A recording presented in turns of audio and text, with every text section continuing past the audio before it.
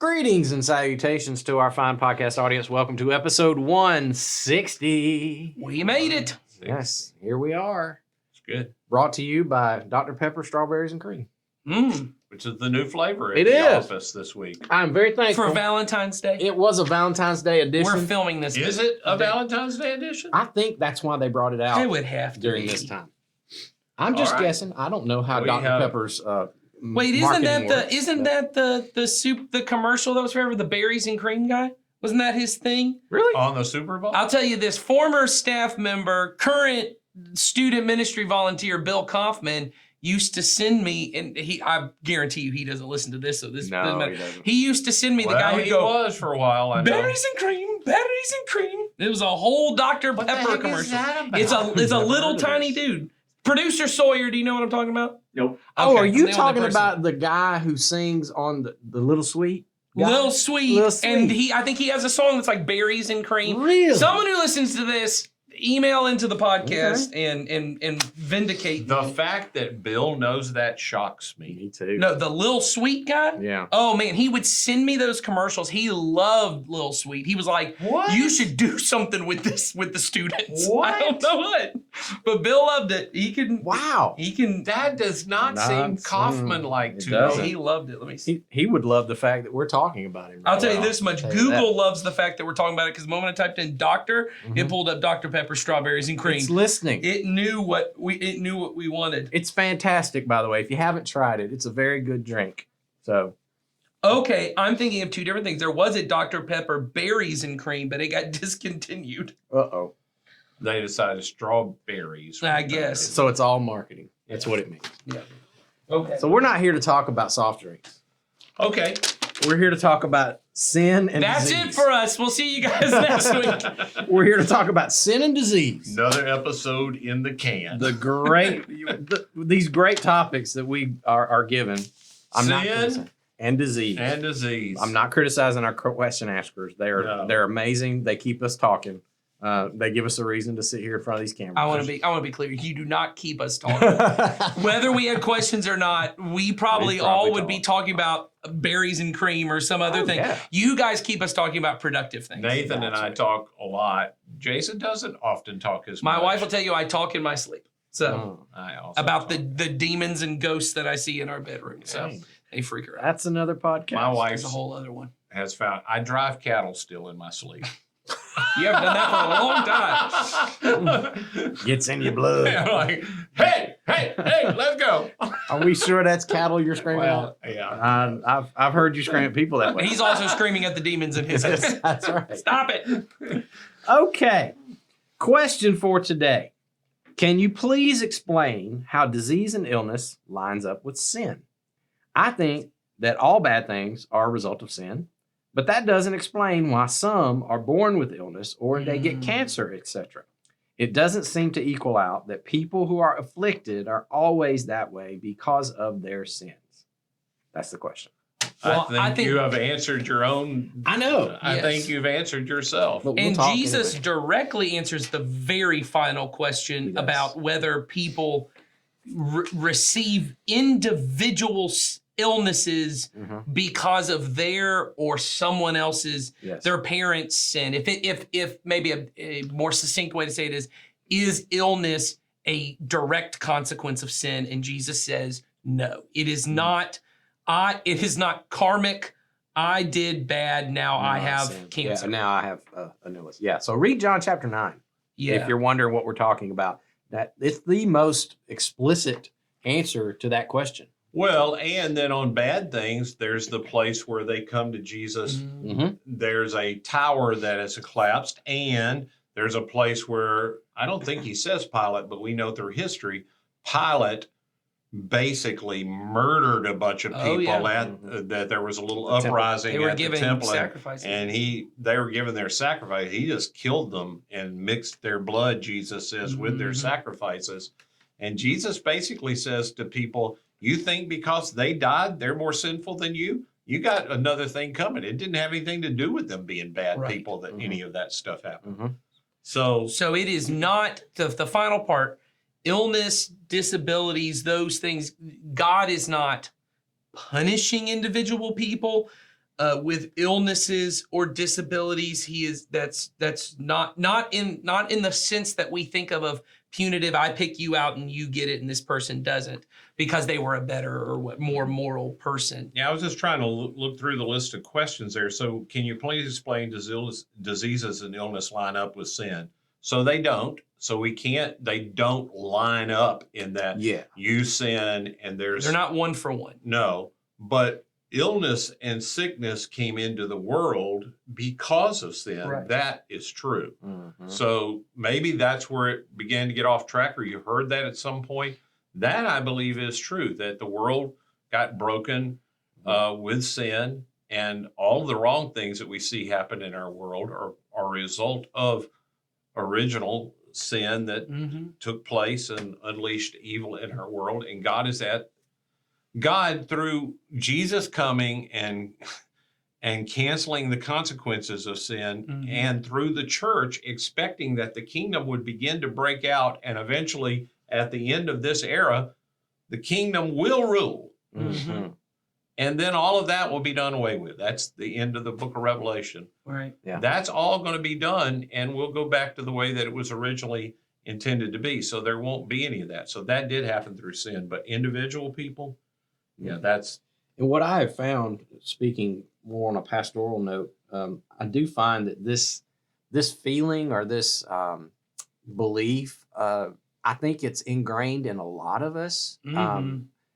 What even people who you wouldn't consider necessarily religious people, I sense that we all carry around this idea of if something bad has happened to me, if I get sick, or if someone I love dies, or something bad happens to me, there's this thing in us that we do want to line that up. We want to balance that out, so that, because to live in a world that feels just so random is often a fearful thing for a lot of people. yeah, it's a struggle for It's control. a real struggle. And so I think that tendency in you, and maybe you ask this question because you know somebody, that thing in us to try and balance the scales is there. And I think that's what's so beautiful about what the gospel can really do for us when we trust in it and in Jesus, to understand that thing in me that needs to have a reason for why this happens. I don't necessarily have to reconcile all of that, but I do know that what Ed just said is true, that in Jesus all things will be made new, all things will be made right. And there is a trajectory that history is on, that if I align myself with that trajectory, the kingdom of God, then those things will all be made right again. I don't have to. Balancing the scale is not going to do it. That's right. So, And trying to say that God causes things, that helps me to find purpose in it. I've never really understood that. God is at work in everything. yeah. And I have a really hard time putting the face of Jesus on that. He causes, children to be born with physical struggles. I have a hard time putting that on that. Can their families grow and develop and faith deepen and God work with them through that? That's true. But that doesn't mean he caused it. God's greater. God can bring about good without having caused the bad. Mm-hmm. I would need to be able to cause everything and plan every step out if I were going to bring, but that's because I don't have infinite ability to work through all kinds of things. God does. Well, and I think, you look at the life of Jesus, and what you see is everywhere Jesus goes, it seemed like, certainly within himself, the power of sin was completely nullified within himself. He never sinned. He didn't seem to live under that, but he willingly stepped into places of sin and suffering, whether it was sinful people or suffering people, or within the cross, taking on all sin and suffering. And there was this way that he allowed the power of heaven, which lies Ed has already said, one day we will live in the fullness of where there will be no sickness and there will be no, disability, and all of these things that are a result of sin will be gone away with. Jesus would heal those things, and he would do that. And then he sends out his disciples, and the empowerment that he has for us. And I think when we look at, and when we look at the sin and the suffering in this world, and we look at the brokenness in the world, for believers, I don't think our question should be, I get why your question is, because I think it's the question everyone has of, did God cause this? And the question is, where is God in this? And where we know is that God is right beside those who are suffering. And he is called, we talked about on Sunday, my job is to see where God is at work. And if I'm a believer and it does not lead me towards people who are sinful and suffering, I may not be following God where he's going, because where I know is God is among the poor and the brokenhearted and the suffering. And so when I look at that, Fred Rogers, Mr. Rogers, famous now phrase that has become viral of when he was young and he'd see tragedy, his mother would say, look for the helpers, look for the people who are helping. The point I think that we should take away is that God is calling me to be a part of the healing of this world and the healing of people. And he invites us to pray for healing. And there are people who just regularly experience things that you would have to call miraculous healing based on people praying and working and being involved in what's going on. And so I think when you see suffering in the world, I get why naturally we question, did God cause it? Did that person cause it because they were bad somehow? But Jesus' point, going back to John 9, is, the disciples want to have this theological debate of who caused this man to be blind? It's a man who's born blind. And Jesus, I think Jesus is like, look, he's blind. He's not deaf. He can hear everything you're saying. Let's just heal the dude, because he goes, while there's still light in the world, let's go and let's work. Let's do the work of the one who's in the light. And now we don't know necessarily that just because I pray for someone to be healed, they're going to be healed, or just because I go and work with someone, maybe my job is just to suffer alongside them and to be with them and to bring comfort. Yep. But certainly my goal is to move towards those who are suffering. But we think of that as a lesser thing than just... What do you mean? Being with people. Being with people as just fixing it. And you just reminded me, I'm looking at the date. What date is this podcast? It's on the February 28th. Okay, so I will not have preached this message yet, but I just finished writing it, so it's like in me right now. This idea that we have this perception of God and what he does with his power. And we often don't have a category for the way God intervenes in the world. We have this idea that God has the power to take away sin and evil. Therefore, he either is the author of it or he just eradicates it. And that's a paradigm of having power over something. And I'm going to be talking in a few weeks about the power of God is a power under. It is a power that comes along, and it's slow and it works over the long term. It's not in the way that Jesus and his kingdom is breaking forth in this world. We often see that as a lesser thing than just coming over and just being done with it. Right. And fixing all things instantly. Jesus showed us pictures of that through his miracles. But back to your favorite phrase, the slow patient ferment of the kingdom. Patient ferment of the early church. The patient ferment of the kingdom that works its way throughout history is a power that just comes underneath and begins to change things in a slow, and honestly doing it through his church, through people. We talk about God partnering with us to bring the kingdom into the world. That is not any way that any person would ever have done it. No. We would never think of that. We would just say, well, okay, God's goal is to want to fix this world to be whole and bring shalom, as we talk about, to this world. Well, fix it. Just do it. You got to power, do it. And God's like, well, love does differently. Yeah, that's right. I love these creatures that I made, and I want to partner through them. And then we also know that any other way of fixing the sin problem in our world would actually cause more resistance, because when you exercise power over something, there's always going to be pushback and there's war. But the only way to win people's hearts and to win this world back to the state that God wants it to be in is to exercise that power underneath. And so I think what we feel when we ask questions like this is often that conflict internally on us is if God is this like this, then he would be like this. Right. And he would do it this way. He would either be the author of this or he would fix it. And I don't think that's a proper way to see God and his power. And don't you think, I just think about for people, I don't know who you are or why you have this question, but I know those of us who do ministry, we end up seeing a lot of people in a lot of suffering, and a lot of suffering that was caused by them, and a lot of suffering that was not caused by them. Yep. Someone else's sin put on them. And what I mean by that, just to clarify in the sake of this, someone made bad choices and it hurt this person directly, abuse or trauma or neglect or something like that, or just horrific circumstances out of anyone's control. And I've had people ask before, how do you do that? How do you deal with that? And does it affect your faith in a negative way? And the truth is, for me, it has only ever affected my faith in a positive way, because I get to be a part of God's healing process in the world. And I don't mean that I have fixed this person's problem or any of that. Sometimes I will say that I have prayed for people and I've worked with people and I have seen things happen in that person's life that could not be explained. It could only be God at work in their lives.